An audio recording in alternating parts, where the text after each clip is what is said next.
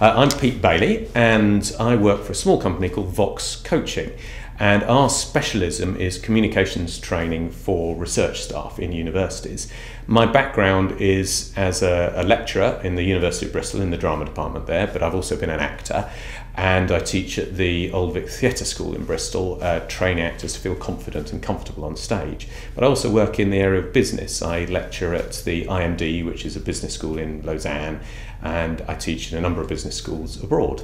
Researchers are human, of course, like the rest of the population, and have many of the same insecurities that everyone has coming to an interview or trying to build their career. I suppose there's a few particular areas which are important to people's careers in terms of why an employer would want to employ you particularly. So there's the areas of the interview, there's networking, which is very important, not in terms of just hearing about jobs, but understanding the nature of the area or the industry or the business that you're working in, but also a sense of where to turn to when you need information or need contacts. And I suppose there are nerves in all those areas. If, for example, you're standing up at a conference and speaking, most people rely upon your content to do the work. So you've done 10 years of research and you've got a 20-minute presentation, you're trying to cram everything into that 20 minutes. Very often, speaking at conferences, people are worried about what questions they're going to be asked, and they can't prepare for those. They're asked because there's a great deal at stake. When you're speaking at a conference or talking about your work, people are not only judging the quality of the research that you've produced, but they're often judging you. And that's often why it feels so uncomfortable for people. They're judging, really, do I trust this person? Do I believe them? And so their attitude to your research and what you present is largely, to my mind, based upon their opinion of you. It's not that you're lying about things, but for example, if you're nervous or you appear dispassionate or unenergetic about what you're putting forward, then there's a danger that people will think, oh gosh, what will they be like to work with? How will they represent the department? How will they represent the university, the subject? Or, if they're in business, how will they be able to talk to clients? Will clients think, oh yes, I can work with this person? Are you able to put across what your research, what your work is, in an accessible way? So a lot of the difficulties people have speaking about their work, whether that's at a conference or an interview or just networking with someone, whether at a dinner party or after a conference, is about the accessibility of their work. A good way in is to think, where is this work applied?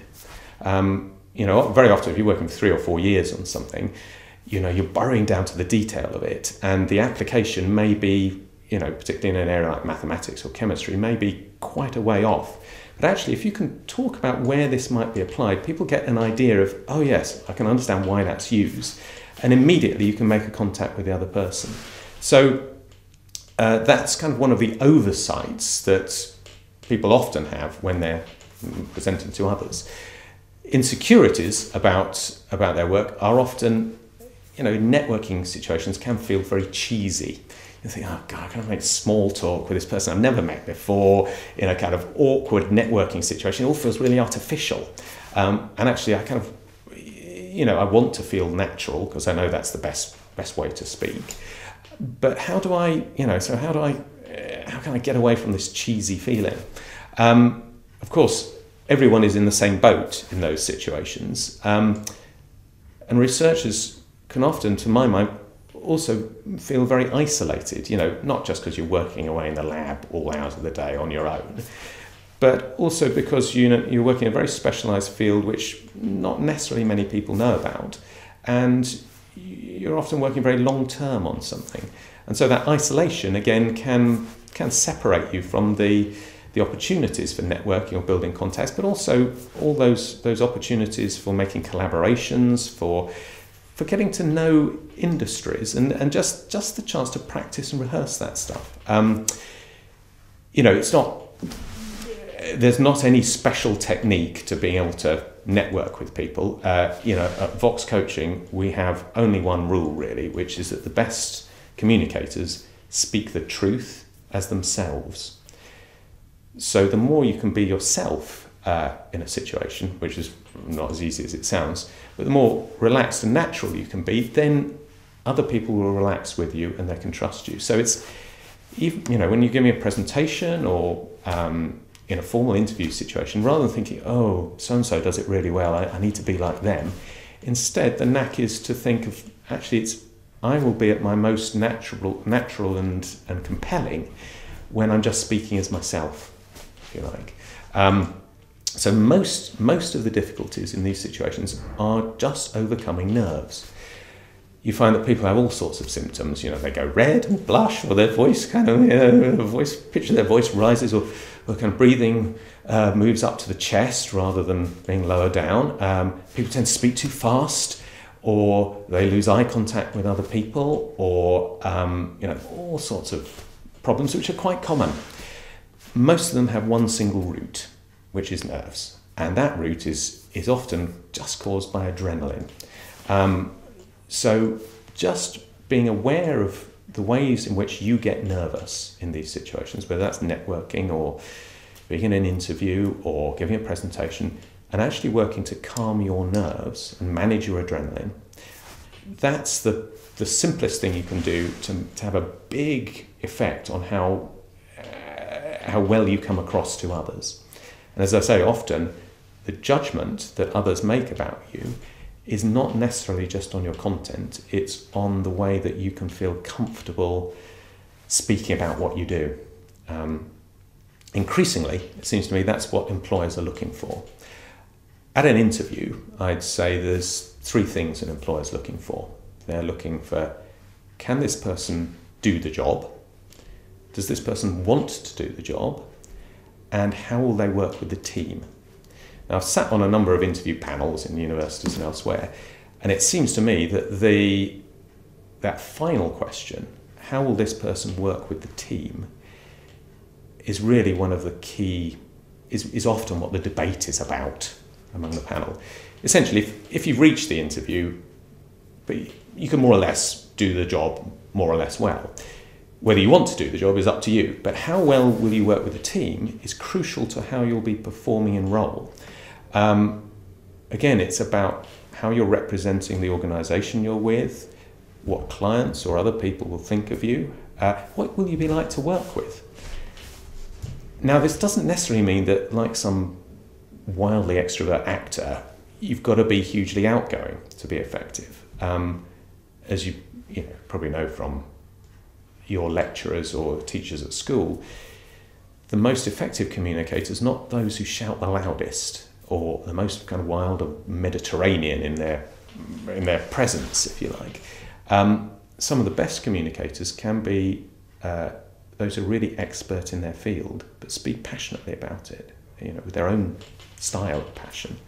They can be very compelling. Or in a meeting, the people who are the most, people pay most attention to are not the people who blab all the time, but actually someone who, maybe they don't say much, but when they do speak, people listen, okay, I take that on board. So, again, your own style is, your own passion about your work is really key to how you come across at interview and in all sorts of other situations.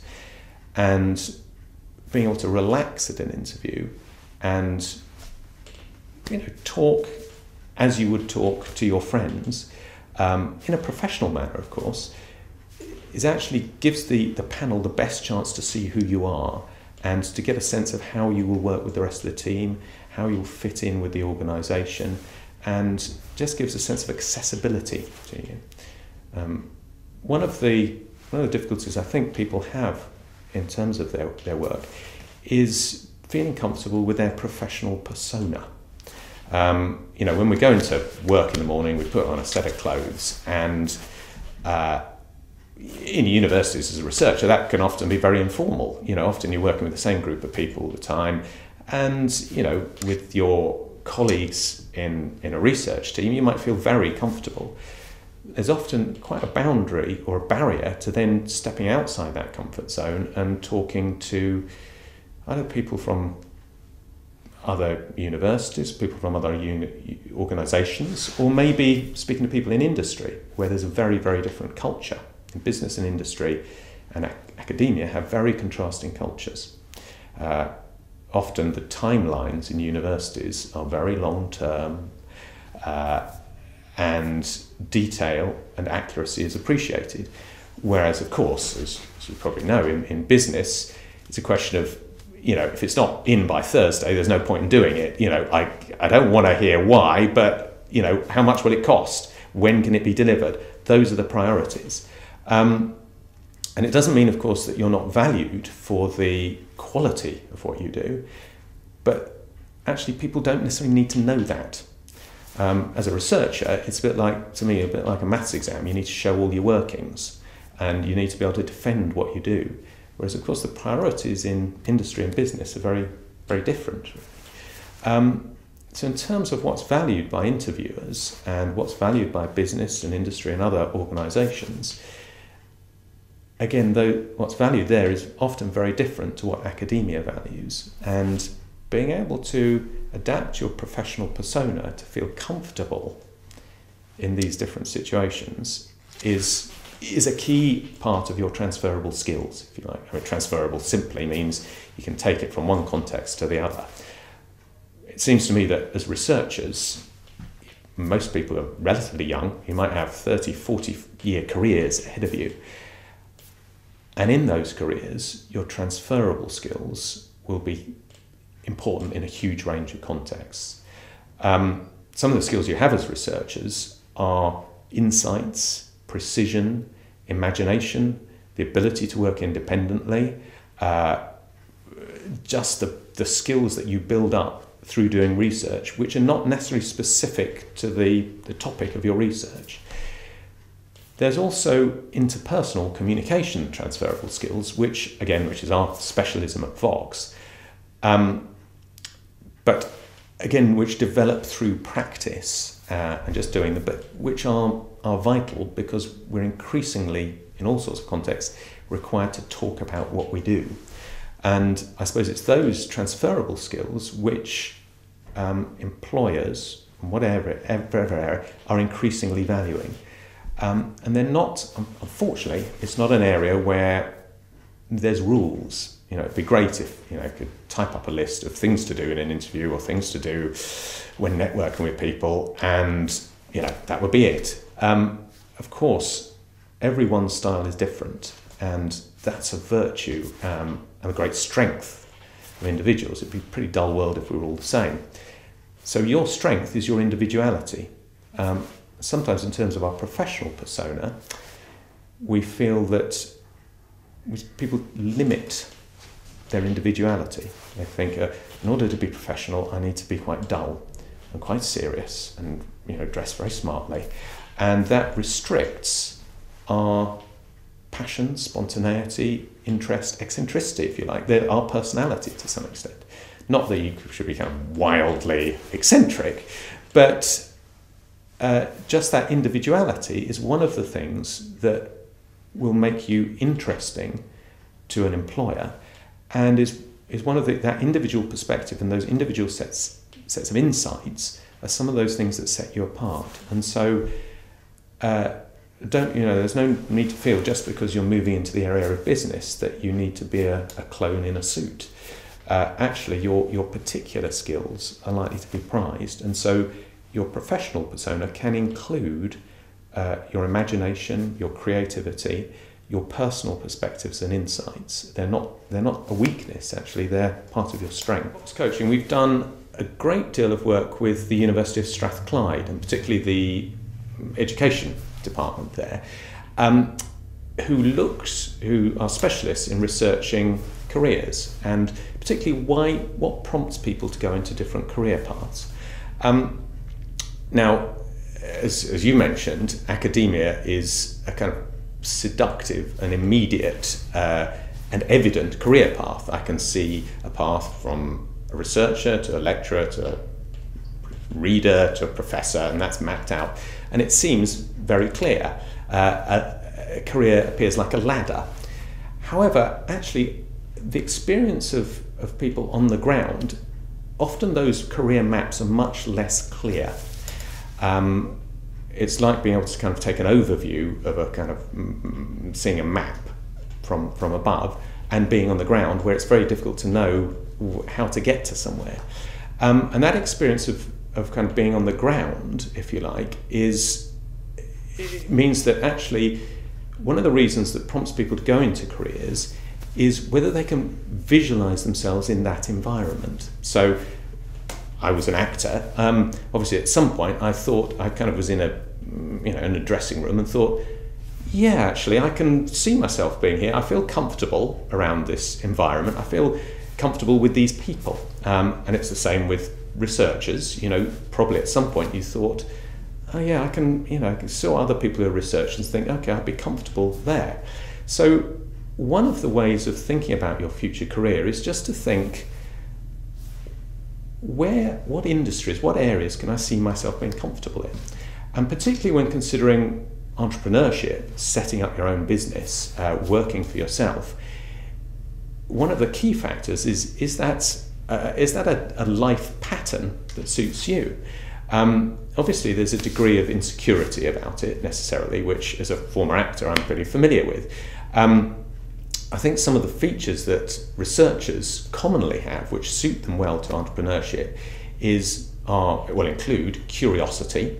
Naturally, they're people who are passionate about things, an eye for detail, and a determination to plug on in there and plan for the long term. It's very easy to underestimate how, in business particularly, how short-term things are, and how that ability to take the longer-term view is pretty essential for entrepreneurship. So to look at the patterns of an entrepreneur's life and to think, would that suit me? And also, what would motivate me? Because obviously, if you're working independently, you don't get a salary from a university. The only money you get is what you generate by getting up in the morning. And you have to be very disciplined about prioritizing your own life. So to have, if you're thinking of going into a business, a startup, it's very seductive to think of the big money that you can make at the end of it, or seeing your idea made tangible. That in itself can be a strong motivator. The kind of things that people get from work really fall into my mind into three areas. Firstly, power. Secondly, achievement. And thirdly, affiliation. The reasons why people go to work are not actually necessarily for the salary so much. I mean, obviously it's a bonus, but it's it's a cliche really that raising people's salaries, it doesn't necessarily, isn't the only motivator for them. So to think what motivates you, personally, as an entrepreneur, someone who's set up my own business, I realised that being a university lecturer didn't suit me because it just didn't suit me to go into the same building every morning, varied as the work was and exciting as the work was. And actually, I preferred being in control of what I did, being able to work with the people that I want to work with, and particularly the sense of achievement at making my own company that works. Just to be aware of, under those three titles of power, achievement and affiliation, which of those are you getting from your work at the moment? And which of these would you get from setting up a business? That sense of affiliation is often very important. Work is a place where we meet other people. Would any career that you go into, would it provide that for you? That sense of achievement, again, those can be small achievements, day-to-day achievements, even just getting paid for something as an entrepreneur is enough. That's a kind of that keeps you going for the day. Power, of course, is it doesn't necessarily mean that you are some James Bond villain in a lair, kind of threatening the world, but it might mean just that you get paid well for what you do. It might mean that you have the ability to decide what you do during the day. It might mean that you control a budget. All those things come under that title. Generally, if any one of those things is missing from your work, power, affiliation, or achievement, then actually your motivation will suffer strongly. So if you're thinking of going into business, I think it's very important to identify what part you would play as an entrepreneur. I run a very small company, VOX Coaching, and it means that I am involved in most of the aspects of what we do, whether that's marketing what we do, delivering courses, or designing courses, writing the website material, contacting clients. I'm involved in everything. However, the chances are, particularly if you're working with a product, whether that's a piece of new technology, a software app, whatever it is, your expertise in that business is only ever going to be really generating the idea. And all the other exciting bits about marketing it, designing the packet, you'll need to hand over to other people. So I think the first thing to do, if you're thinking of being an entrepreneur, is to recognize what you do well and to recognize what you need to outsource to other people. So who do you need to work with? Very often, researchers who become entrepreneurs, their involvement in a business is generating the idea in the first place, getting it going, and then moving on to doing something else. Fine, then they might get paid well for that initial idea, but actually one idea or one business is not necessarily going to be your lifestyle as an entrepreneur as you work.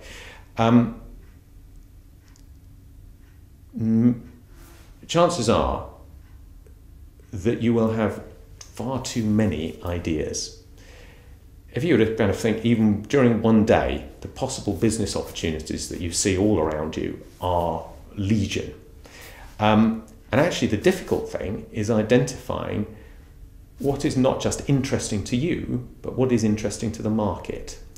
And so it takes quite a discipline, I'd say, after having been a researcher, where basically you follow a line of something that you are interested in, that you're passionate about. Of course it has applications, but it may be relatively pure research in terms of the market.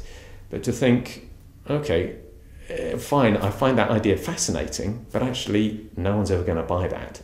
Instead, some adaptation of a new idea might be the thing that really hits home. So those are some of the questions to ask yourself if you're thinking of embarking on a kind of entrepreneurial career. The best advice I suppose I got when starting up my business from a friend who'd been a TV producer and he worked for many years was to build into the structure of the business the incentives that allow you to do the things that you're best at and to do the things that you want to do, which is easier said than done. But if you can do that, if you build that into the process and the structures of your working life, then that means that you will be motivated to get up in the morning, you'll do the things that you're really good at and not spend time addressing envelopes or doing stuff that other people could do. But it requires a great deal of discipline and I think also an interest and a passion in the processes of business itself. So it's not enough if you're an entrepreneur, if you're thinking of being an entrepreneur, just to simply think, I've got this brilliant idea, everyone will come to me, they'll sort it out for me and I can sit behind my desk and stroke a cat or whatever you do. Actually, you have to have an interest in the process of businesses and markets as well as the particular specialist research that you have.